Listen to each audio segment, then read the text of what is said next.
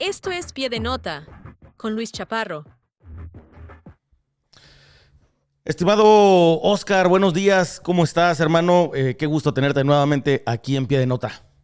Hermano querido, ¿cómo estás? Muy buenos días. Saludos a toda la gente que nos está viendo y escuchando. Mi Oscar, cuéntame una cosa. A ver, estoy leyendo tu artículo y hablas de que, uno, te perdiste en el bosque de la Ajusco. Cuéntame cómo sucedió. Y dos, el Ajusco es territorio de los Chapitos, según cuentas en tu historia. No sé si puedes empezar por contarnos cómo te perdiste. Y dos, ¿de qué le sirve el bosque del Ajusco a los Chapitos? Sí, hermano, claro que sí. Pues mira, eso me ocurrió hace como un mes. Yo tengo un perro que se llama Diputado, es un pitbull, y usualmente los fines de semana los ocupo para sacarlo, que haga ejercicio. Ya sabes, ¿no? De repente la vida aquí de periodista impide tener como mucho tiempo para que, sobre todo un perro como el que tengo, un pitbull, pues pueda tener días de ejercicio. Entonces, el fin de semana es cuando usualmente pues, salgo con él. Y la verdad es que también, pues obviamente me ayuda mucho a manejar el estrés, salir como de Correcto. la ciudad.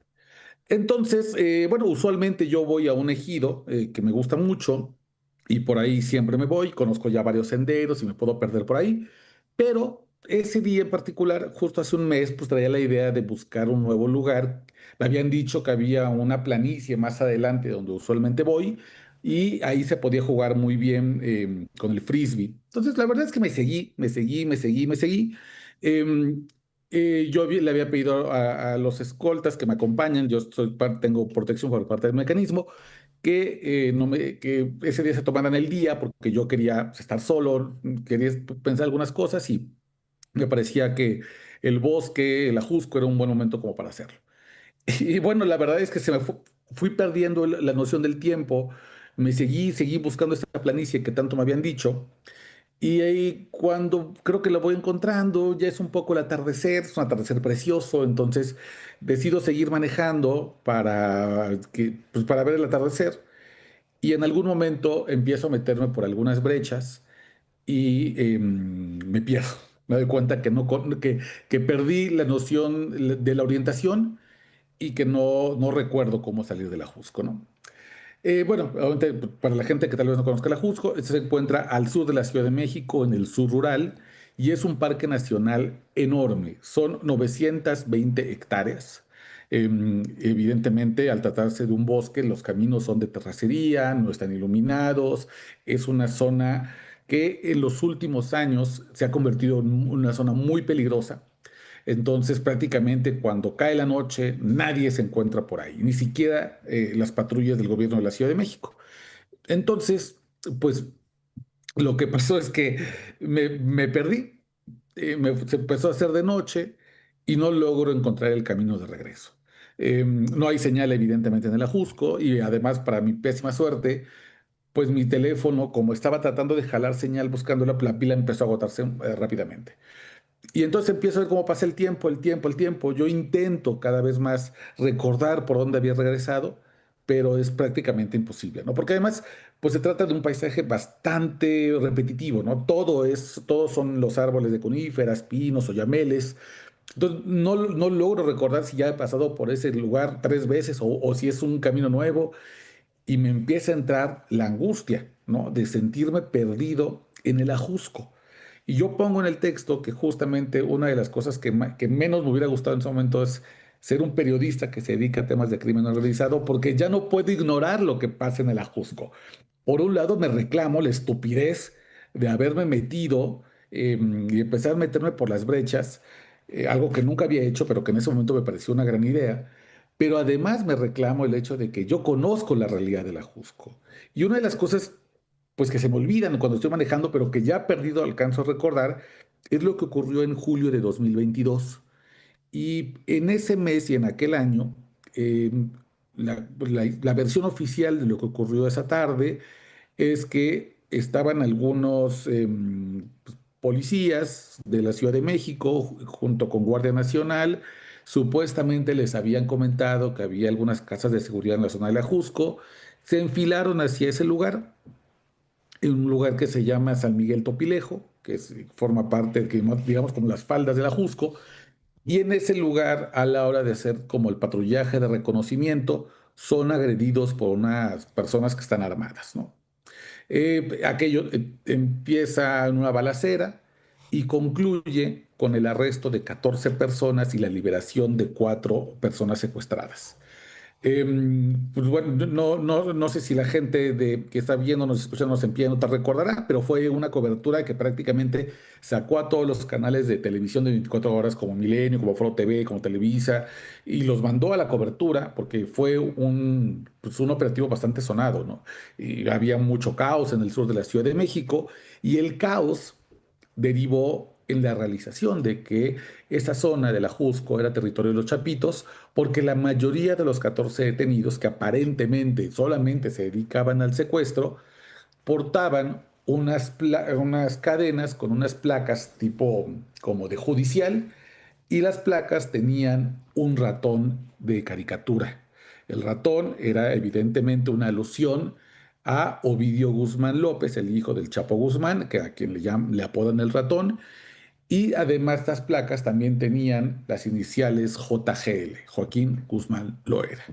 Entonces, bueno, quedó asentado que se trataba de grupos ligados al cártel de Sinaloa y que habían tomado esa zona de la Jusco como su centro de operaciones. Pero no solo eso, digo, a lo largo de muchos años, las personas que vivimos en la Ciudad de México, pero también en el estado de Morelos, que es una parte donde también se encuentra el Parque Nacional de la Jusco, pues hemos conocido que además, debido a la orografía tan accidentada y lo difícil que es el acceso y la poca vigilancia que tiene el Ajusco, pues muchas actividades ilícitas se realizan ahí. Por ejemplo, desde la tala moderada por parte de grupos de talamontes que son tremendamente violentos, que defienden su territorio a balazos, hasta, además de la instalación de casas de seguridad, laboratorios clandestinos de droga, ¿no? Que aprovechando que las copas de los árboles son muy frondosas, pues pueden estar ocultas, y el sobrevuelo de los helicópteros, las aeronaves de la Policía Capitalina, de las Fuerzas Armadas, no logran identificar estos laboratorios clandestinos.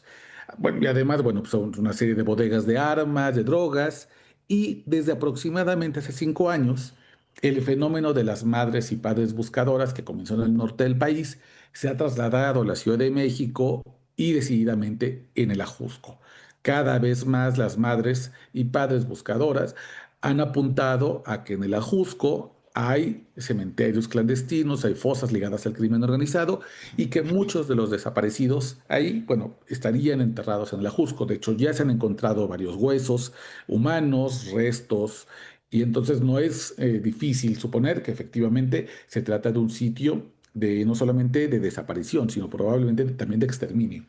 Así que, bueno, todos esos datos los ignoré en ese momento, pero cuando estoy perdido, los recuerdo, y por supuesto me entra toda la ansiedad de tengo que encontrar la salida porque estoy en un lugar de muchísimo riesgo. Oscar, a ver, me llama mucho la atención el tema de que recuerdo ese arresto de los que traían la placa del ratón. Luego no se le dio mucho más seguimiento y menos se llegó a hablar de que la Jusco realmente era territorio chapito. ¿Cómo es que los chapitos del cártel de Sinaloa en general empiezan a tomar interés o a tomar, por decirlo de alguna manera, el bosque de la Jusco? Digo, ahorita lo explicas muy bien, el tema de la tala es importante para ellos, probablemente un sitio también para desaparecer personas y operar. ¿Cómo es que, porque se ha negado muchas veces que tiene presencia el cártel de Sinaloa en Ciudad de México, en los alrededores, cómo es que ellos empiezan a tomar el Ajusco? Bueno, en realidad la historia que conocemos de la Jusco como un punto del crimen organizado, en realidad arranca con el 2008. Tú te acordarás, y también se acordará la gente que nos está viendo, que en aquel año viene la ruptura entre el Chapo Guzmán y el Mayo Zambada respecto a los hermanos Beltrán Leiva. El Mochomo, uno de los hermanos Beltrán Leiva, es detenido en Sinaloa por un operativo del ejército que solamente se pudo haber llevado a cabo si el ejército había recibido información interna desde el cártel de Sinaloa. Esto lo sabe el hermano del Mochomo, Arturo, el Barbas, quien acusa que el Chapo Guzmán y el Mayo Zambada, enojados porque los hermanos Beltrán Leiva empezaban a ganar territorio y empezaban a ganar rutas narcóticas, especialmente hacia Chicago, habrían sido quienes, digamos, coloquialmente pusieron al Mochomo, ¿no? Entonces el Barbas, pues les declara la guerra, incluso hay este rumor o esta idea de que la muerte de Edgar Román López, hermano, por cierto, de Ovidio, ocurre ese año justamente por órdenes de Beltrán Leiva, casi casi en una especie como de hermano por hijo, ¿no? Y cuando los Beltrán Leiva pues rompen con el Mayo y con el Chapo, empiezan a buscar nuevos lugares donde poder instalarse. Y lo que hacen es que principalmente buscan cobijo en Morelos y en el Estado de México, y por ende también comienzan a buscar espacios en la Ciudad de México.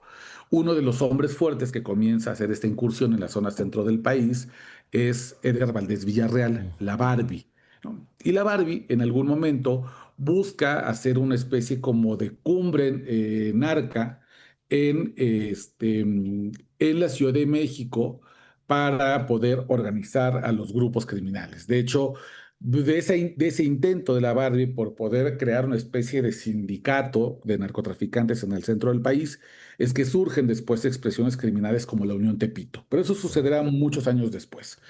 Y la Barbie utiliza el Ajusco como un centro de operaciones. De hecho, hay una idea de que lo que se llamó la nueva administración, que es, digamos, el antecedente directo de la Unión Tepito, es una de los, surge por una reunión que organiza la propia Barbie en un lugar en San Miguel Ajusco, en un rancho, justo en las afueras del Ajusco, ¿no? Y desde entonces, más o menos, está ligada la idea del cártel de Sinaloa a este parque nacional.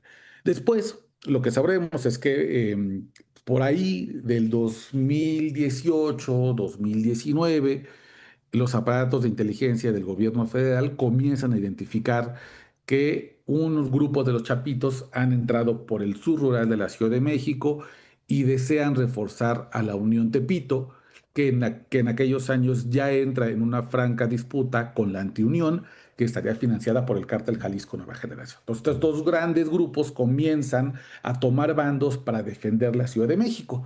Y la Ciudad de México, pues es un lugar muy apetecible, evidentemente, para el crimen organizado, a pesar de la dificultad que es controlar una plaza como esta, ¿no? Porque la Ciudad de México, pues claro, tiene la dificultad de que tiene la policía más numerosa por cada 100,000 habitantes. Aquí hay 80,000 policías de manera regular.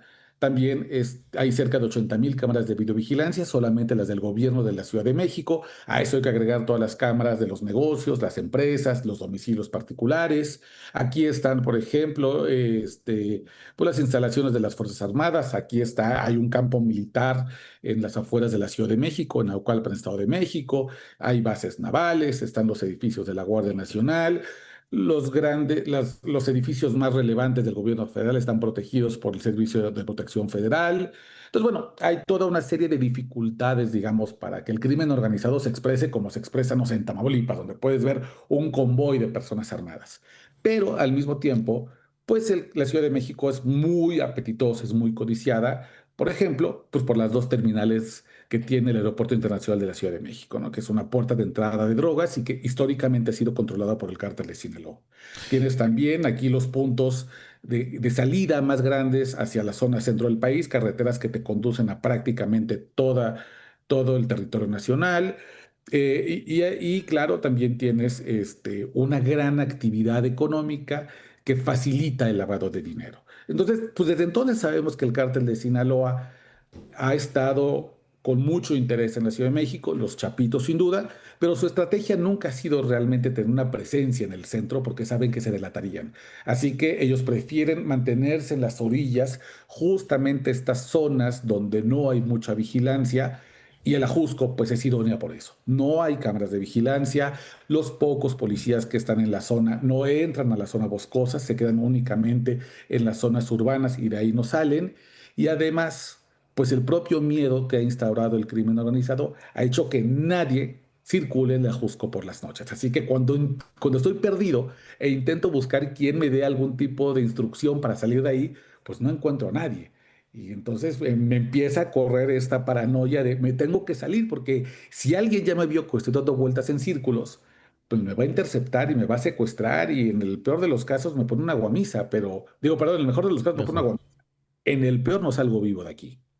Oye, Oscar, y a ver, hay presencia, me dices, buscas alguna autoridad de todo. ¿Por qué digo, entiendo la complejidad del bosque, pero por qué la autoridad no ha realmente tomado, no sé si no ha podido o no ha querido, pues tomar protección del bosque del Ajusco? A ver, es una zona importante para México, una zona importante para los que residen en el centro del país.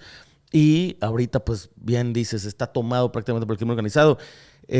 ¿Hay o no hay suficiente presencia? ¿Hay o no hay voluntad para realmente proteger o dar seguridad en el bosque del Ajusco? Yo creo que es muy complejo. Yo creo que puede haber voluntad. Sin embargo, son esas zonas que la verdad es que están bien aprovechadas por el crimen organizado porque ha sabido explotar las características. Mm, Te decía, son más de 900 hectáreas. claro. Y además tiene esta complejidad de que algunas partes de la Jusco son Morelos, están en Morelos y otras en el en la Ciudad de México. Y eso hace complejo entender dónde empieza y dónde termina la competencia de un estado y otro. De ese tipo de confusiones, porque no hay una frontera que te diga a partir de aquí ya llegaste a Morelos o a partir de aquí ya estás en la Ciudad de México, de esos vacíos se sirve el crimen organizado. Y además, debido a que pues, es un pico, digamos, el punto más alto del Ajusco tiene 3.930 metros sobre el nivel del mar. Entonces, a medida que comienzas a recorrer el Ajusco y empiezas a subir, evidentemente tienes la ventaja de estar en un lugar alto y poder observar un operativo desde abajo, ¿no? Ujú. Para cuando el operativo que empieza en las faldas del Ajusco ya comenzó a subir en busca de los talamontes, los secuestradores, los cocineros de laboratorios clandestinos, vaya, toda la gama criminal que tiene la Jusco, pues estas personas ya lograron huir, ¿no? Sí. Ya soltaron las armas, ya se fueron con las personas secuestradas, ya recogieron las cosas del laboratorio clandestino y lo que ha pasado es que las autoridades cuando hacen operativos pocas veces logran detenciones. Alcanzan a cerrar algunos cerraderos clandestinos, se encuentran con lo que parecen casas de seguridad, pueden desmantelar algunos laboratorios de droga sintética, pero las personas que se encontraban ahí han tenido todo el tiempo del mundo para poder escapar. Y esa es, digamos, la desventaja que tiene la altura, que ellos se pueden colocar en zonas altas y ganarle tiempo necesario a las autoridades. Y por otro lado, está esta complejidad enorme de la gran extensión territorial de la Jusco. Vaya, tendríamos que tener prácticamente una policía especial para el Ajusco Para el Ajusco. y poner casi uno cada hectárea y aún así no, necesitaríamos 900 policías solamente para poder cuidar esa área. La verdad es que yo creo que no solamente es un tema de voluntad, de, es un tema de número, de volumen de policías que no existen y me parece que ese no solamente es un reto que tiene México, es un reto que pasa en prácticamente todos los países donde en lugares donde la naturaleza ha hecho una orografía accidentada, se vuelve muy complejo la atención a grupos criminales. Pienso, por ejemplo, en la Amazonía brasileña o la parte de La Palma en Argentina, Sí. por ejemplo, algunos lugares del Darién, por ejemplo, en Colombia, donde, claro, o sea, arropados por la naturaleza, por estos espacios de difícil acceso, el crimen organizado se mete a esos lugares y aunque el Estado intenta meter y meter y meter autoridad y meter fuerza y meter mano dura, la verdad es que resulta hipercomplejo. ¿Cuántos policías tendrías que tener para cuidar la Amazonía? ¿O cuántos en el Darién colombiano? ¿No? Sí, no, a ver, Ahora, la Sierra Madre Occidental simplemente exacto. es imposible de mantenerla.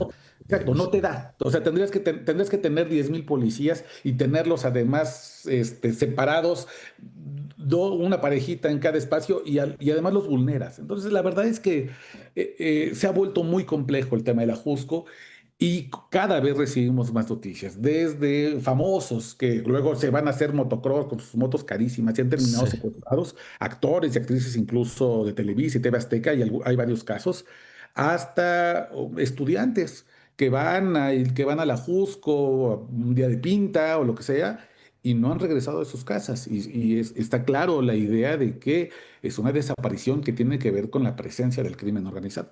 Correcto. ¿Qué hacer, Oscar, pues ante lo peligroso que se ha convertido el Ajusco? ¿Qué recomendaciones de seguridad? ¿Vamos? ¿No vamos? Mejor evitarlo.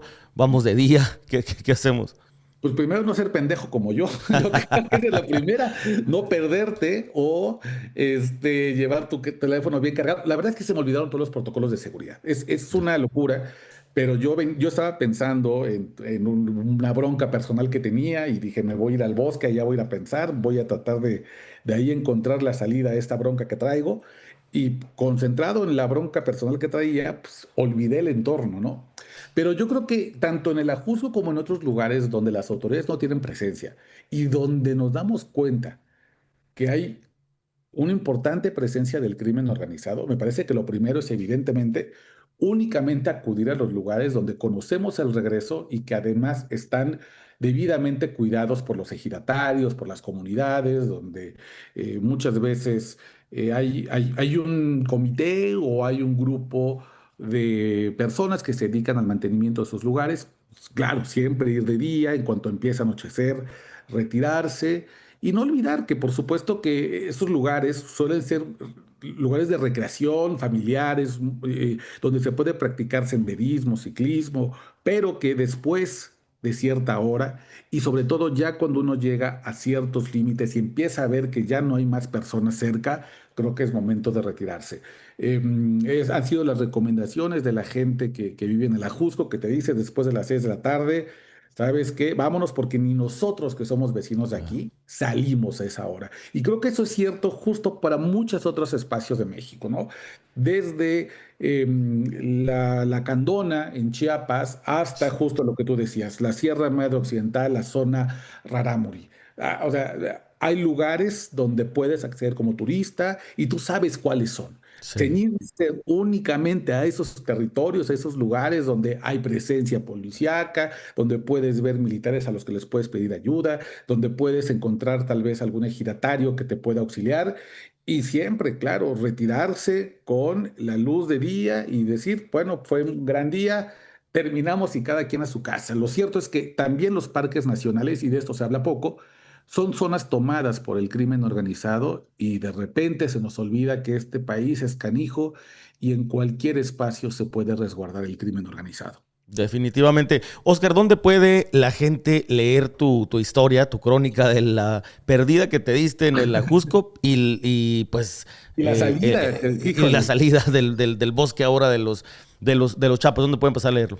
Claro que sí, está en milenio.com, van a poder encontrar ahí un enlace para la revista Dominga, que es la revista digital de Milenio de Periodismo Narrativo. Cada domingo presentamos 7 historias nuevas y una de las que ayer publicaron es la mía, se llama Una noche perdido en el Ajusco, el bosque controlado por los Chapitos. Y ahí pueden leer mi desgracia y cómo voy recordando todas estas historias del territorio tomado por el crimen organizado y cómo logro salir y además salgo con el aprendizaje de que no me puede volver a pasar y ojalá sea un aprendizaje que otros puedan tener en cuenta sin tener que vivir la angustia y la desesperación que yo viví. Definitivamente. Primero que nada, Oscar, enhorabuena que lograste salir seguro del bosque de los Chapitos. Muchas gracias por el espacio, muchas gracias por esa historia. Cuídate mucho, ya no te nos pierdas en el No, Ajusco. no, ya. Llévate tu celular, llévate a los escoltas y vete nomás por el solecito. Sí, hermano, claro que sí. Te mando un abrazo, cuídate mucho. Muchas gracias, Oscar. Un abrazo. Hasta luego. Bye.